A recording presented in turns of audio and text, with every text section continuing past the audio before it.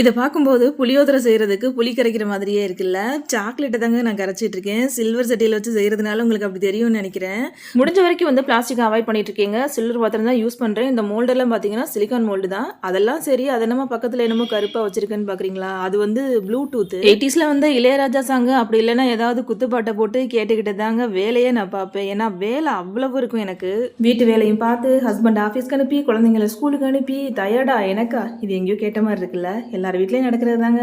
இது பத்தாது அப்படின்னு பேக்கரி வேறு நான் ஸ்டார்ட் பண்ணி வச்சுருக்கேன். அதுக்கப்புறமா யூடியூப்லேயும் வந்து வீடியோ போடணும். வீடியோ எடுத்து எடிட் பண்ணி நான் போடணும். உங்கள் மைண்ட் வைஸ் எனக்கு புரியுதுங்க. போதுமா உன் புலம்புல நிறுத்திட்டு இப்போ நீ என்ன செஞ்சுட்ருக்கேன்னு சொல்லுன்னு தானே சொல்கிறீங்க. இப்போ நான் என்ன செஞ்சுட்ருக்கேன் அப்படின்னா, குணாஃபா சாக்லேட் வந்து ரெடி பண்ணிட்டு இருக்கேன். கிவ்அவே வந்து வச்சுருந்தோம் இல்லையா, அவங்களுக்கு வந்து வின் பண்ணவங்களுக்கு கொடுக்குறதுக்காக அப்படின்னு சொல்லிட்டு. இதில் நான் யூஸ் பண்ணியிருக்கிற இந்த குணாஃபா சேமியா, அப்புறமா பிஸ்தா பட்டர் எல்லாமே நான் வந்து வீட்டிலே செஞ்சதுங்க. அது நான் பச்சை கலரில் தானே இருக்கும், நீ மஞ்சள் கலரில் போட்டிருக்கேன்னு பார்க்குறீங்களா? நான் வந்து கலர் வந்து யூஸ் பண்ணலை.